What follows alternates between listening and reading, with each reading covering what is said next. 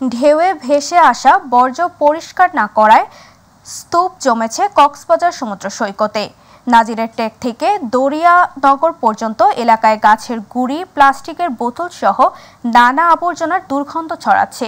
এতে সৈকতের সৌন্দর্য নষ্টের পাশাপাশি নষ্ট হচ্ছে পরিবেশ। ছাত্র জনতার আন্দোলনের কারণে দীর্ঘদিন ধরে পর্যটন শূন্য কক্সবাজারের হোটেল মোটেলগুলোতে। সৈকতের কলাতলি, সুগন্ধা ও লাবণী পয়েন্টও ছিল শুনশান নীরবতা। সৈকতে নাজিরের ট্যাগ থেকে দরিয়ানগর পর্যন্ত অংশে ভেসে আসা প্লাস্টিক বর্জ্য সহ নানাবিধ আবর্জনা ভেসে এসে পরিণত হয়েছে বাঘারে। এখন অল্প অল্প পর্যটক যাচ্ছে কক্সবাজারে, তবে বর্জ্যের কারণে সৈকতে হাঁটাচলা করতে পারছে না তারা।